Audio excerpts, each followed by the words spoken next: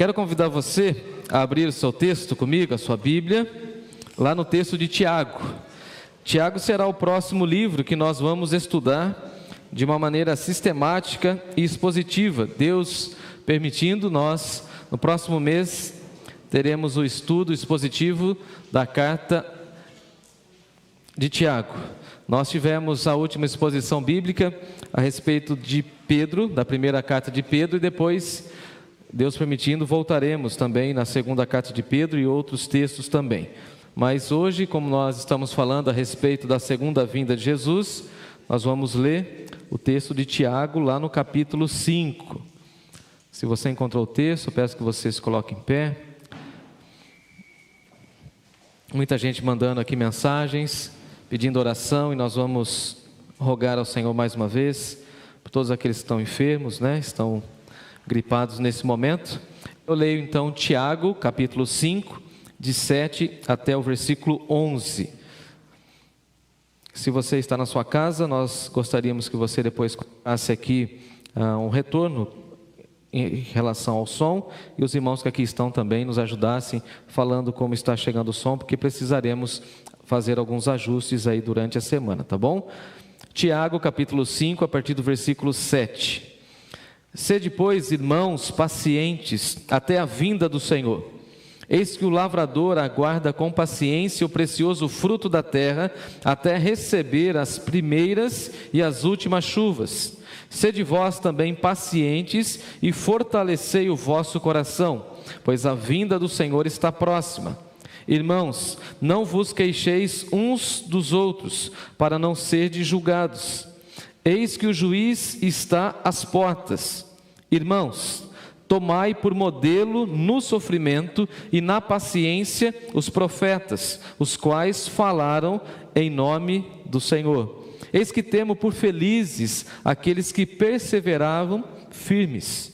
Tendes ouvido da paciência de Jó e vistes que o fim que o Senhor lhe deu, porque o Senhor é cheio de terna misericórdia e o Senhor é compassivo. Vamos ler esse finalzinho, porque o Senhor é cheio de terna misericórdia e compassivo. Ele é misericordioso com a minha vida, com a sua vida, com todos nós. Vamos agradecer? Obrigado, Senhor, pela tua misericórdia em nós, sobre nós. E obrigado, Senhor, porque o Senhor tem cuidado das nossas vidas, das nossas famílias, da nossa igreja. Pedimos que o Senhor fale mais uma vez ao nosso coração, que o Senhor conduza a tua igreja, que teu Espírito tenha liberdade a falar aos nossos corações. Remova de nós qualquer pensamento que não agrade o Senhor nesse momento, e que os nossos olhares estejam fitos no Senhor, para que possamos ouvir aquilo que o Senhor tem para nós e para essa semana que se inicia. Pedimos que o Senhor fale conosco, pedimos que o Senhor nos ajude a deixar os outros pensamentos, as nossas preocupações, as nossas ansiedades, os nossos problemas, longe da nossa mente agora, a fim de que a nossa mente seja cativa à palavra do Senhor. Em Jesus, nós oramos assim. Amém. Amém. Assentai-vos, queridos. O nosso tema de hoje é: o juiz está à porta.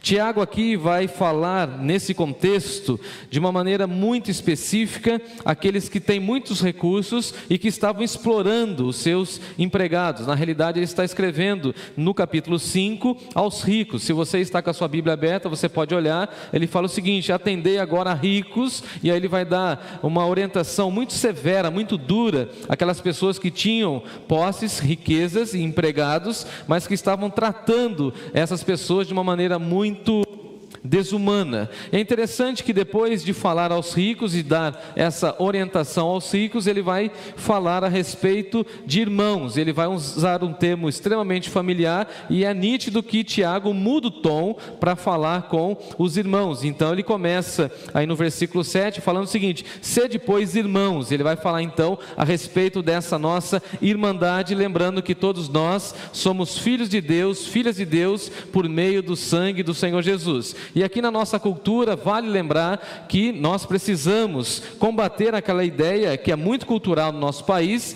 que diz que todas as pessoas são filhos de Deus. Já ouviram isso? Todos nós somos filhos de Deus. E aí Jesus deixa claro que aqueles que confessam e creem no seu nome, esses receberam o poder e o privilégio de serem chamados filhos de Deus. E a grande pergunta é o seguinte: todos os brasileiros são filhos de Deus? Sim ou não? São criaturas de Deus? Criaturas de Deus. Filhos de Deus?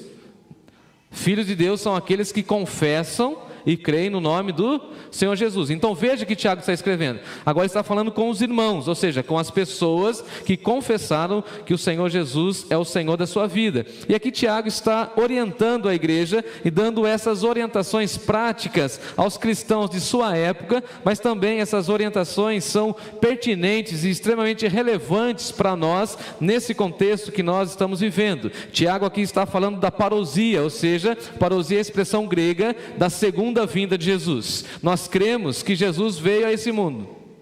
Ninguém falou amém. Veio? Porque o grande combate à nossa fé hoje qual que é? Dizer que Jesus é uma invenção da igreja primitiva. E nós cremos que Jesus é o Verbo de Deus encarnado e que veio por meio de Maria. Eu creio. Eu creio que Jesus andou naqueles vilarejos da Palestina. Eu creio. E eu creio que a promessa dele se cumprirá, porque ele disse que iria construir uma casa, ou várias casas, na casa do Pai, e depois ele viria para nos buscar. Então Tiago está falando dessa segunda vinda, e essa expressão é muito interessante na leitura de Tiago, quando ele diz o seguinte: olha, o juiz está às portas. E essa expressão na cultura antiga tinha a ver com a ideia daquela pessoa que precisa prestar contas diante do juiz, e você então precisava ter extremamente, a sua vida deveria estar extremamente ligada e completamente isenta de algum problema. E Tiago está falando o seguinte: olha, a iminência do juízo de Deus, o próprio Senhor Jesus está chegando, e Ele está chegando e o juiz está à porta. Imagina a cena, você na sua casa e alguém toca a campainha ou bate na sua porta e você olha lá e vê que é um juiz. A primeira coisa que você vai pensar é o seguinte: será que eu estou devendo alguma coisa? Será que eu fiz alguma coisa? Tive a graça de acompanhar 3 juízes, tive três ovelhas, pode abaixar um pouquinho, por favor, 3 ovelhas que eram juízes, e aí certa ocasião, pode abaixar, está muito alto, estava tomando um café com um deles e alguém chegou e falou assim: você não tem medo de estar conversando com o juiz? Eu falei assim: não estou devendo nada. Mas essa é a ideia de que o juiz está à porta. Então Tiago está mostrando aqui que Jesus está voltando, e quando ele voltar para buscar a sua igreja, ele vai encontrar 2 grupos: os cristãos que estão aguardando a sua vinda, e aquelas pessoas que não se renderam e ainda não estão preparadas para a sua vinda. Então veja que essa expressão, o juiz está às portas, mostra essa iminência da volta de Jesus para as pessoas que se arrependeram. E aqueles que se arrependeram estão tranquilos, porque o juiz está à porta e nós não devemos nada para o juiz. Mas aquelas pessoas que não se renderam ao Senhor Jesus precisarão ser despertos, porque o juiz está à porta e esse juiz vem para prestar contas. E essa expressão é um alerta para os ímpios e também para os salvos. Para os ímpios, essa expressão de Tiago é o seguinte: olha, o juiz está à porta e você que ainda não se arrependeu, você que ainda não se rendeu, se renda e confesse o Senhor Jesus. E você que já é salvo, você precisa ter a consciência de que você precisa também ter o arrependimento para um quebrantamento maior, porque o juiz está à porta e a qualquer momento ele vai chegar e bater à porta. Essa expressão é tão interessante porque João, escrevendo no Apocalipse, vai dizer o seguinte: que o próprio Senhor Jesus bate à porta da igreja e diz: eis que estou à porta aí, bato. Se alguém ouvir a minha voz, abrir a porta, eu entro e ceio com ele. Então essa é a ideia de que o Senhor Jesus está à porta do nosso coração, esperando o momento em que ele vai bater vai entrar no nosso coração. Então veja que Tiago está dizendo o seguinte: olha, o juiz está à porta, então nós precisamos tomar cuidado. Mas Tiago aqui também está falando nesse bloco a respeito da segunda vinda de Jesus e enfatizando a paciência como uma virtude cristã, da sabedoria cristã. É interessante que uma pessoa sábia é uma pessoa paciente, uma pessoa que entende processos, uma pessoa que não é muito afobada, é uma pessoa paciente. E aí ele vai usar algumas figuras muito interessantes. Ele vai falar do agricultor, que nós veremos daqui a pouco, alguns personagens bíblicos. Ele vai falar de Jó. Você acha que Jó era uma pessoa paciente? Sim ou não? Você imaginou você caminhar com uma pessoa que se diz seu cônjuge, no caso de Jó, a sua companheira, e ela fala assim para Jó: amaldiçoa teu Deus, e tinha paciência ou não? Se fosse alguns de nós, ia dar um solavanco na mulher. E Jó, ter 3 amigos como Jó teve, pensa em 3 amigos. Eles chegam para Jó e falam assim: sabe o que é esse sofrimento aí? Esse sofrimento é porque você está em pecado. Esse sofrimento é porque você não fez isso, não fez aquilo. E aí, os 3 amigos, desde o capítulo 3 até 40 e pouco, eles ficam, falando na cabeça de Jó. Eles vêm de longe. O primeiro momento, quando eles chegam, o que eles fazem? Eles ficam 7 dias sem falar nada, choram. Mas depois que abrem a matraca, não para mais de falar. E Jó fica com aquela paciência.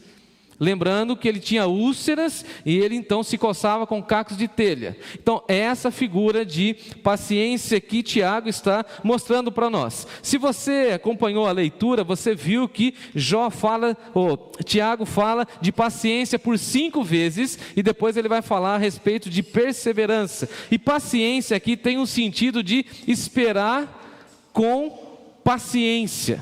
E nós, na realidade, não gostamos de esperar, porque quando nós estamos esperando, nós temos que ter a convicção de que nós não estamos no controle, ou nós perdemos o controle. Você gosta de ficar esperando alguma coisa? Por exemplo, você gosta de ficar esperando o resultado de um exame? Engraçado isso. Eu que passei um tempo fazendo muitos exames, não vou falar o nome da pessoa, porque ela está me acompanhando aqui, senão ela fica brava comigo, é da minha família. Ela falava assim: e aí, você pegou o exame? Peguei. Você abriu? Eu falei: não. Você não quer ver? Quero. Então abra. Eu falei: não sou médico. Aí você vê lá um negócio que você não sabe, aí você vai no Google, aí você tem que ligar para o seu psicólogo, dar um remedinho para você, porque você fica louco. Espera o dia de resultado e leva para o médico fazer a leitura. Espera. Aguarde um momento. Ou aguardar uma cirurgia, por exemplo. É difícil ou não é? A gente fica com o celular toda hora. Assim, por que o médico não liga? Por que a pessoa não liga? Esperar ônibus. Dia desse precisei usar o transporte público. Está todo mundo falando que está muito ligeiro. Naquele dia, coincidentemente, eu fiquei quase 1 hora lá esperando o busão. Eu ficava olhando, falou: não vem aqui o Guaíba para eu chegar lá na igreja. Não chega. Essa esperança. Agora, a esperança que nós precisamos ter ligada a essa ideia da paciência é que nós precisamos esperar com paciência. E aí você vai se lembrar do texto de Davi, quando ele fala o seguinte lá no Salmo 40: esperei confiantemente pelo Senhor. E são expressões no hebraico muito interessantes. Esperei esperando. E a mesma expressão ele usa quando ele diz assim: de manhã, Senhor, ouves a minha voz, de manhã eu te apresento a minha oração e fico esperando. Então o que Tiago está falando para nós? Que diante da segunda vinda de Jesus, nós precisamos ter essa paciência. Agora a pergunta é: nós somos pacientes? Nós gostamos de nutrir em nós a paciência? Quer ver? A nossa sociedade é imediatista, queremos tudo para ontem, não é assim? Tudo muito rápido, queremos resultados para ontem, e não queremos ter nenhuma paciência. Um exemplo, igreja. A gente pensa que a igreja de um dia para a noite vai triplicar a quantidade de membros, e a gente se esquece que para a igreja ter um crescimento, a gente precisa fazer o quê? Trabalhar muito ou não? Sim ou não? Dedicação, oração, vigília, trabalho, rotina. Mas às vezes a gente quer algo pronto e não queremos ter o quê? Paciência. Queremos ter bons relacionamentos, por exemplo, bons amigos, mas não queremos gastar tempo com os nossos amigos. Agora, uma boa amizade acontece de um dia para a noite? Alguém disse que tem amor à primeira vista. Eu não acredito muito, mas eu nunca vi amizade à primeira vista. É claro que você se identifica com uma pessoa, mas você tem que fazer o que com ela? Tomar café, almoçar, conversar, e depois de saber como ela é, você tem que ter o quê? Paciência para tolerar aquelas coisas chatas dela. Isso é paciência. Isso é paciência. Quem é que gosta de pamonha? A grande lição que eu tive de paciência foi fazendo pamonha. Posso contar rapidinho? Sim ou não? Eu menino, indo para Bauru, casa do meu avô. E meu avô, sempre que eu chegava lá com a minha avó, mãe do meu pai, tinha pamonha pronta. Pensa coisa boa? Aquele bolo de milho que tem aquela calda amarelinha por cima assim. Pensa. Tinha aquele bagaço do milho, coisa boa. Eu chegava lá no sítio e falava o seguinte: cadê o meu bolo de milho e cadê minha pamonha? E aí, minha avó falava assim: está em cima do fogão de lenha. Eu falei: joia. Até um dia que minha avó deu um toque em mim. Ela falou assim: o Jefferson vem aqui, na verdade eles me chamam de Rodolfo, né, meu segundo nome. Rodolfo vem aqui, e quando ele chegar aqui eu vou ensinar ele a fazer pamonha. E eu pensava que a pamonha era facinho de fazer. E aí vovô e vovó deixaram o milho crescer. Cheguei lá nas férias, falei assim: e aí vovô, tem pamonha? Eu falei: não, tem milho para colher. Mudou. Fomos lá colher o milho. Quem já colheu milho? Foi lá colher milho. Dá uma piniqueira na gente, não dá não? Aquelas folhinhas lá, você pega e traz. Aí você tem que tirar da palha. Tem que pegar a palha. Aí minha tia era muito caprichosa, ela tinha uma máquina de costura Singer, lembra? Que fazia no pedalzinho assim, tinha uma rodinha que a gente pensava que era um... Nossa, que nostálgico isso, hein? Aí minha tia ia costurando a palha para colocar depois a pamonha lá dentro. Depois tinha que tirar o cabelinho do milho. Vocês estão ficando irritados só da minha paciência, tá vendo? É isso que eu quero provocar. Aí tinha que pegar o milho. Quem já aqui debulhou o milho? Arranca aquele monte de cabelinho. Pensa, cabelinho. Meus amigos carecas tinham vontade de pegar e colocar nos caras. Arranca cabelinho. Põe o milho para cozinhar. Depois tinha um ralo, aquele bem caipira, assim, tudo áspero. A gente ralava até a ponta do dedo, dava até aflição. E tinha que raspar o milho. Depois ir na panela. Ou seja, era trabalho de 2 dias. Mas o que eu queria era o milho na hora, a pamonha na hora. Mas tem que ter paciência, é uma questão de processo. E o que nós precisamos entender é isso. Tiago está reforçando, falando para nós que Jesus está voltando, mas enquanto Jesus não voltar para buscar a sua igreja, até a sua vinda, nós precisamos ter o quê? Paciência. Então, em primeiro lugar, nós precisamos ter paciência na espera. Quer ver uma coisa que eu fico louco, você vai se identificar, mas você não vai se entregar? É quando você está na sala de espera do médico, e aí a secretária fala assim: o doutor vai atrasar uma hora mais ou menos. Você fala assim: mais 1 hora? Já estou aqui 1 hora, tem que esperar mais 1 hora. É paciência na espera. O que você fica esperando? Que ele chegue e que ele chame o seu nome. É isso que Tiago está colocando para a igreja. Dá uma olhadinha comigo, versículo 7. Sede, pois, irmãos, pacientes até a vinda do Senhor Jesus. Olha que interessante. Ele vai vir. Ele vai chegar. Ele vai chamar o seu nome. Mas até ele chegar, fique tranquilo e nutra no seu coração a paciência. O que é triste é constatar e saber que muitas pessoas, infelizmente muitos cristãos, têm dúvidas quanto à segunda vinda do Senhor Jesus. A gente fala da segunda vinda de Jesus para as pessoas do mundo, eles não creem. E quando a gente fala a respeito da segunda vinda para alguns cristãos, eles ficam olhando: mas será que ele vai vir mesmo? A igreja primitiva não tinha essa dúvida. Eles viviam uma espiritualidade tão intensa que parecia, nas leituras que fazemos do Novo Testamento, que Jesus chegaria naquela geração. Porque eles tinham essa compreensão, eles tinham essa convicção, eles tinham essa chama em seus corações de que Jesus voltaria naquela geração. Às vezes eu fico preocupado com isso. Será que nós pensamos que Jesus virá na nossa geração? Você pensa nisso? Você reflete sobre isso? Você canta sobre isso? Você tem essa esperança?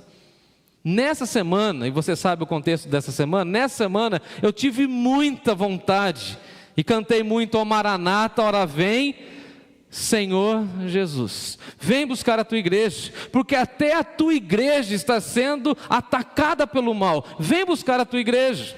Mas nesse processo o que nós precisamos é de paciência, e a espera deve promover em nós paciência. E nós não podemos ficar completamente iludidos ou distraídos com as coisas dessa vida. E a imagem que Tiago usa para nós é a imagem do lavrador. Eu gostei muito dessa imagem, dá uma olhadinha comigo. Eis que o lavrador aguarda com paciência o precioso fruto da terra. Eu falei do milho, né? Agora, de fazer outra pergunta. Quem é que gosta de mandioca? Ai, mandioca, hein?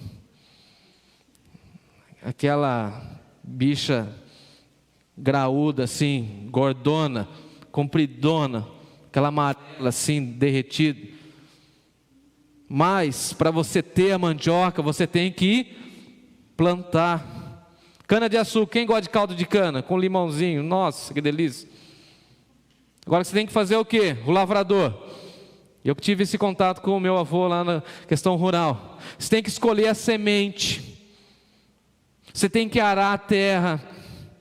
Você tem que preparar o lugar onde você vai enterrar a semente. Depois que você enterra a semente, você tem que ter a paciência de esperar o dia certo que a chuva vai cair. Depois que a chuva caiu, você tem que ir lá ver se tem algumas pragas, tirar essas pragas, cuidar, carpinar, e começa a ver o broto nascer. E depois você tem paciência de esperar o fruto chegar. É isso que Tiago está dizendo. Nós precisamos entender os sinais de que Jesus está voltando. E assim como o lavrador tem muita paciência diante daquilo que ele plantou, nós precisamos ter paciência da fé que depositamos em nosso Senhor e Salvador Jesus Cristo. Eu fiz esse teste um tempos atrás. Na casa pastoral nós plantamos um pezinho de morango e depois plantamos uns pezinhos de tomate cereja. Sabe tomatinho cereja? Foi muito engraçado, meu filho. Compramos a semente, colocamos, e aí ele todo feliz: olha, plantamos, beleza, tudo jóia. Vamos regar, papai, vamos regar. Regamos. Depois de 2 dias ele falou assim: vamos lá ver se... Eu falei: vai lá ver. Vai lá ver. Ele foi lá, mas não nasceu nada. Eu falei: meu filho, tem que ter o quê? Paciência. Amados irmãos, a vida é cheia de processos, e nesses processos Deus está trabalhando em nós a paciência. E o lavrador precisa cuidar da terra e esperar o precioso fruto até receber as primeiras e as últimas chuvas. Fazendo a lição de casa, eu entendi que essas chuvas têm a ver com o outono naquela região, outubro e novembro, e da primavera, as chuvas da primavera em março e abril. Ou seja, essas chuvas seriam extremamente importantes para a produção do trigo. Então veja o que Tiago está dizendo: nós estamos aguardando a segunda vinda de Jesus, mas precisamos ficar atentos aos sinais. É isso que ele está dizendo: as primeiras e as últimas chuvas. E a minha pergunta para a igreja é o seguinte: será que nós estamos atentos aos sinais da vinda de Jesus? Será que Mateus 24, 25 e 26 não estão se cumprindo entre nós? Lembra que Jesus falou assim: o princípio das dores. Vocês vão ouvir falar de guerras e rumores de guerra. Temos guerra e temos rumores de próximas guerras. Temos fome no nosso mundo. O Brasil é o maior, ou um dos maiores produtores de alimento do mundo. No entanto, dentre a nossa população, quase 30% da nossa população está em vulnerabilidade por conta da fome. O amor vai se esfriar. Se Deus não poupasse, segundo Jesus, os últimos dias, até os escolhidos negariam a fé. Então veja os sinais, é isso que Tiago está dizendo. Nós precisamos entender que o juiz está à porta e ele usa essa ilustração. Veja o lavrador ele cuida da semente, ele planta a semente, mas ele precisa ter paciência para ver essa semente brotando. Com certeza ele virá, com certeza ele vai nos buscar. E nós precisamos ter essa convicção. Em segundo lugar, nós precisamos ter paciência e preparo. E paciência e preparo tem a ver com aquilo que nós estamos colocando como alvo da nossa vida. Tiago aqui está falando do processo, e do processo de preparação do nosso coração. Veja que ele muda de assunto, dá uma olhadinha comigo. Versículo 7. Sede, pois, irmãos, pacientes até a vinda do Senhor, eis que o lavrador aguarda com paciência o precioso fruto da terra, até receber as primeiras e as últimas chuvas. Sede vós pacientes e fortalecei o vosso coração, pois a vinda do Senhor está próxima. Olha que interessante, no versículo 7 ele fala o seguinte: confie, porque ele está vindo. E aí no segundo versículo, no versículo 8, ele fala o seguinte: a vinda do Senhor está próxima. Ele já está chegando. E a expressão aqui é muito interessante, porque próxima tem a ver com rapidez. E a gente fala o seguinte: olha, Jesus está voltando. E alguém vai falar assim: mas essa é a promessa há mais de 2000 anos. E aí precisamos lembrar que 1000 anos para Deus é como se fosse... Agora, convenhamos, como a gente gosta de reclamar do agir de Deus e do tempo de Deus. 1000 anos para o Senhor é como se fosse um dia. E a gente tem a mania de falar assim: nossa, como essa bênção está demorando, como isso está demorando na minha vida. Então veja que Tiago está colocando o seguinte: olha, a vinda do Senhor está próxima, Ele está chegando. E deveria colocar no nosso coração temor. E a expressão que ele usa é o seguinte: paciência e preparo. Tiago aqui está falando para nós que nós precisamos cuidar do fortalecimento do nosso coração. Quem aqui participou ontem da brigada de incêndio vai se lembrar que o instrutor França falou para nós que nós precisamos cuidar bem do nosso coração. Se o nosso coração parar, não há vida. Porque é o coração que vai bombear o sangue, e é o sangue que vai levar o oxigênio para todo o nosso corpo. Usando essa linguagem, Tiago está dizendo o seguinte para nós: preparem o seu coração, ou seja, fortaleça o seu coração. Fortalecer o coração aqui tem o sentido de guardar o nosso coração. Porque Tiago ele tem a mesma leitura do livro de Provérbios, é uma leitura sapiencial. E lá em Provérbios nós temos o seguinte recado de Salomão: sobretudo o que você deve guardar, guarde o teu coração, porque é do teu coração que procede as fontes da vida. Veja aqui, na espiritualidade judaico-cristã, o coração é a sede do ser humano. Sobretudo o que você deve guardar, guarde o teu coração, porque é dali que vai proceder as fontes da vida. Então nós precisamos fortalecer a sede da nossa alma, e fortalecer significa tornar mais forte, ou ter mais robustez. E aqui, por exemplo, Gabriel é um professor aí de educação física, ele dá aula de fortalecimento muscular. O que é fortalecer, Gabriel? Me ajuda, você que é dessa área aí da educação física. Ganho de massa, fortalecimento. Como a gente pode fortalecer o nosso coração? Se não pela nossa espiritualidade, se não pela nossa alimentação, pela nossa dieta. Quando você vai no médico e leva o seu hemograma, primeira coisa que ele faz? O médico, ele pega o seu hemograma e fala assim: deixa eu ver aqui, você está comendo muita comida gordurosa, não é assim? Colesterol bom. Vai ticando lá, colesterol ruim, Diabetes. Aí ele pega você lá, né? O que a gente faz? A gente é tão pecador que a gente a gente pensa que vai mascarar o exame. Uma semana antes a gente fala assim, eu tenho exame, não posso comer doce. Eu tenho exame, não posso comer carne gordurosa. Não posso. A gente pensa que é daquela semana. Mas o nosso organismo, ele vai guardando essas informações. Aí o médico pega o seu exame e fala assim, aqui eu estou vendo que você está assim, assim, assado, e você precisa fazer uma dieta. Você precisa cuidar do seu coração. E aqui Tiago está usando essa figura de linguagem para dizer para nós o seguinte: enquanto nós aguardamos a segunda vinda de Jesus, nós precisamos fazer uma dieta. Será que a gente faz dieta espiritual? Explico. Será que a gente cuida dos nutrientes que chegam ao nosso coração e nossa mente? Ou será que a gente deixa a nossa mente aberta e à vontade com as coisas e com os pensamentos, com as informações dessa vida, desse mundo? Tiago está falando o seguinte: vocês que estão aguardando a vinda de Jesus, cuidem do seu coração, fortaleçam o seu coração.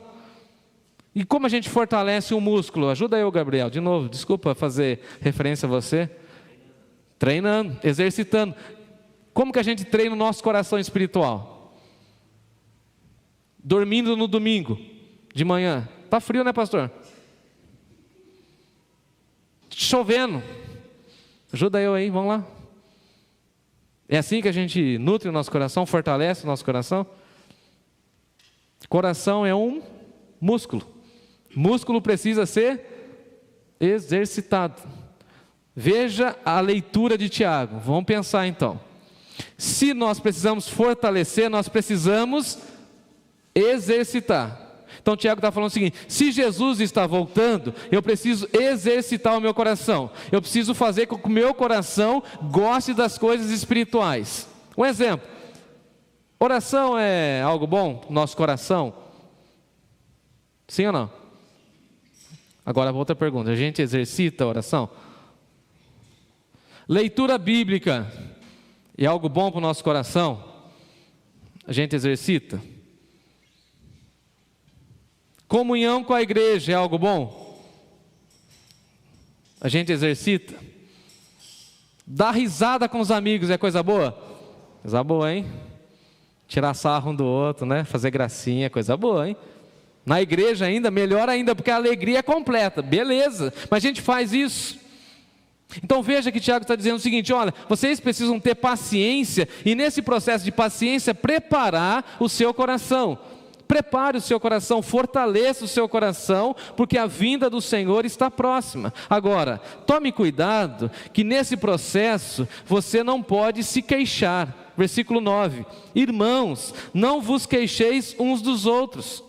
Não fiquem reclamando uns dos outros, não fiquem murmurando uns dos outros. Sabe por quê? Porque vocês podem cair no erro de ficar querendo julgar o seu irmão.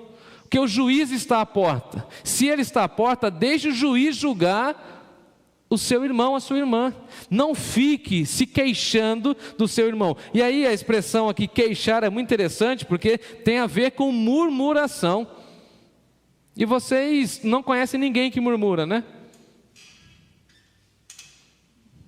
É chato viver com uma pessoa que fica murmurando, não é não? Uma vez, eu tive que ser duro com uma pessoa, e ela não gostou, eu não sei porquê, mas eu fui. Teve um dia: pastor, não gostei da sua camisa. Ô irmã, tão bonitinha minha camisa. Ganhei do meu amigo, poxa, minha camisa. Não gostei da cor. Tudo bem. Outro dia eu fui com uma outra cor de camisa. Não gostei também, muito viva. Viva.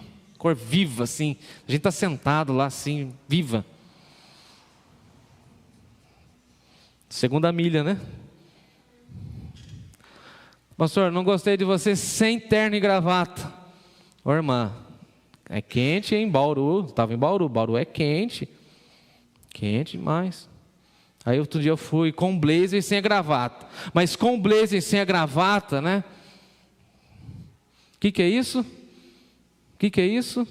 Murmuração, fica queixando. Estou falando de uma coisa bem simples, além de ser uma chatice sem tamanho, né? Diga-se de passagem.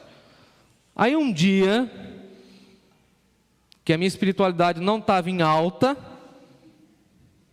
Acontece com todo mundo, inclusive com o pastor. Ela veio e falou assim: irmã, toma conta da roupa do seu marido.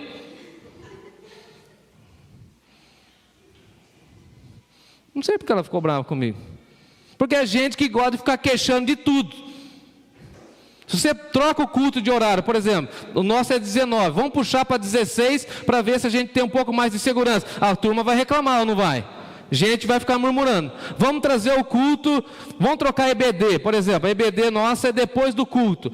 Vamos fazer um teste, colocar a EBD antes do culto. Não, reclama. Tudo a gente reclama, a gente fica se queixando, a gente fica tentando achar culpados para tudo. É isso que Tiago está dizendo. Nesse processo, enquanto a gente está aguardando a vinda de Jesus, não vamos ficar se queixando. Ô pastor, um exemplo, ninguém falou nada, um exemplo. Por que o senhor fez a brigada de incêndio lá em cima? Um lugar feio. Está em construção, está inacabado, porque o técnico falou assim, um lugar mais rústico possível, porque a gente vai tacar fogo, a gente vai usar extintor, é lá em cima que eu quero, não foi, Carlão? É lá em cima que eu quero. Agora a pessoa que gosta de murmuração, fala assim, nossa, na vez do pastor colocar lá embaixo, isso é murmuração, é ficar se queixando. O Tiago está falando o seguinte, enquanto a gente está aguardando a vinda de Jesus, a gente precisa ter paciência, e quem tem paciência tem maturidade, quem não tem maturidade fica reclamando de tudo, porque criança que é assim, não é? Criança reclama, hein? Você tem filho pequeno, e se você não tem filho pequeno, você passou dessa fase, você não sabe o que é isso. Criança reclama de tudo. Isso é falta de maturidade. E conforme a gente vai crescendo, a gente vai deixando de reclamar, a gente vai agradecendo, a gente vai louvando a Deus pelas situações da vida. Isso você revela a sua maturidade. Então Tiago está colocando para a igreja o seguinte: não fiquem se queixando, porque o juiz está à porta, ele é que vai julgar, ele é que vai cuidar, e vocês precisam manter como povo de Deus. Estudamos agora há pouco tempo o texto de Êxodo. A gente vai se lembrar que o povo murmurava contra Deus. Olha que situação. Quem se lembra disso? Blasfemava e murmurava contra Deus e contra a liderança de Moisés. Agora, quem colocou Moisés lá na liderança do povo? Quem? E na nossa cultura brasileira, a gente gosta mesmo do quê? Reclamar. Meu filho estuda na rede pública aqui da cidade. E aí o prefeito aí soltou uma nota que ia ter uniforme para todas as crianças. Atrasou a beça. Parênteses meu, atrasou muito. Tudo bem. Só que o meu filho vai ganhar lá o kit completo. E aí, uma semana antes de ganhar o kit, eu estou ali esperando o meu filho na porta da escola. As mães, mas precisa ver, hein? Eu precisava ter gravado para mostrar para vocês aqui na tela. As mães, chamaram a diretora. Eu fiquei com dó da diretora aquele dia, coitada. Se eu fosse ela, eu pulava aquele alambrado e ia embora. Mas reclamaram. Aí a diretora falou assim: vamos agradecer porque a prefeitura vai dar um kit completo. Mas não, o que a gente faz? O que está dentro da nossa cultura brasileira é o quê? Reclamação. O governo, a prefeitura pode fazer de tudo. O que o povo vai fazer? Reclamar. Isso é coisa do ímpio. Aquele que aguarda a vinda de Jesus não tem reclamação, ele tem o quê? Gratidão. Vou falar uma coisa aqui com muito amor e carinho. Hoje fui dar um abraço na Jane, que perdeu sua esposa. E cheguei lá depois do culto. Falei: Jane, estou aqui representando a igreja. Toda a igreja está aqui juntamente comigo, te abraçando nessa hora. Sabe o que a irmã falou? Pastor, eu sinto o carinho da minha igreja. Eu agradeço a Deus pela minha igreja. Mande um abraço à igreja. Ela estava com seu marido ali. Ela está de luto, mas ela está agradecendo, porque ela está aguardando a vinda do Senhor Jesus. E sabe o testemunho da Jane? Pastor, agradece a igreja que orou pela vida do João, porque quando o Júnior estava com ele, Júnior é o seu genro, cuidando dele nesses últimos dias, o Carlão também trouxe essa notícia, ele aceitou o Senhor Jesus com lágrimas de gratidão a Deus. Nos últimos dias da sua vida ele se rendeu, e a irmã Jane falou assim: pastor, eu só tenho que agradecer, não reclamar. É isso que a gente tem que nutrir no nosso coração. Parar de reclamar da vida, parar de reclamar das circunstâncias, parar de se queixar dos irmãos, da igreja, da nossa nação. O Brasil é um país lindo, gente. Eu dou graças a Deus por ter nascido no Brasil. Tive várias oportunidades de sair, não quis, não quero. Eu espero que, se Jesus não voltar, eu estiver vivo aqui, que meu corpo seja enterrado aqui. Eu amo a minha pátria, nasci aqui, Deus me colocou aqui. Ter gratidão. E aí Tiago vai colocando essas ideias para nós, falando o seguinte: olha, versículo 10, irmãos, tomai por modelo no sofrimento e na paciência os profetas. O nosso padrão não é o mundo, o nosso padrão não é o jogador de futebol, não é o artista. O nosso padrão, segundo Tiago, são os profetas. Separei pelo menos aqui 3 profetas para a gente conversar rapidinho. Você acha que Oséias é um padrão para nós de sofrimento e paciência? Lembra do contexto de Oséias? Ele casou com uma mulher gente boa, não é não? Hã? Como que foi a mulher de Oséias? Me ajudem aí. Prostituta. Ele teve que ter muita paciência para ela entrar no eixo ou não? Daniel, quem se lembra de Daniel? Sofreu muito Daniel? Você imagina? Ô Daniel, nessa noite, por você ser fiel a Deus, você vai dormir aí na companhia de uns gatinhos chamados leões, tá bom? Na cova dos leões. Você vai passar uma noite aí só para ver se a sua fé está tudo certo, tá bom, Daniel? Você tem paciência de dormir aí? Você dormiria? Daniel dormiu, descansou. E aí, o anjo do Senhor, ou seja, o próprio Senhor estava lá com ele. Lembra de Daniel na fornalha? Pode acender o fogo ainda mais intenso. E Daniel é para nós um padrão de paciência e sofrimento. Eu coloquei aqui Jeremias. Pensa no ministério de Jeremias. Jeremias tem um livro que chama Lamentações. Você lamenta diante daquilo que é um caos, correto? Deus chama Jeremias e fala o seguinte: você é muito eloquente, você é bom, você vai pregar, eu te escolhi antes de você nascer, e você vai fazer um ministério incrível. Só que ninguém vai se converter, ninguém vai te ouvir. Veja sucesso segundo Deus. E tem muita gente pensando que sucesso é ter multidões. Deus chama Jeremias para que Jeremias seja fiel. Ele sofre pouco ou bastante? Muito, hein? Tem paciência? Imagina, você é professora, Deus chama você para dar aula, e você recebe a missão de Deus assim: você vai dar aula durante 20 anos, e nenhum dos seus alunos vai entender nada do que você está falando. É isso que Deus fez com Jeremias. Tanto é que ele é considerado o profeta que chora, porque ele olha a situação degradante do povo de Deus, ele prega, mas o povo não entra no eixo. Então veja o que Tiago está dizendo: os profetas são para nós padrões de comportamento, padrões de paciência. E ele vai falar do nosso querido irmão Jó.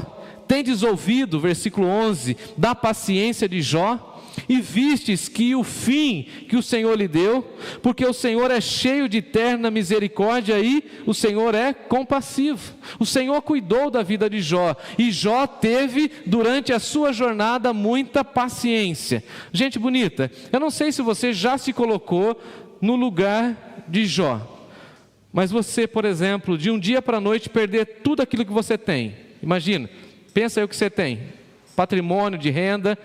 De um dia para a noite ele perde tudo. Ele era o homem mais rico, segundo a Bíblia, do mundo.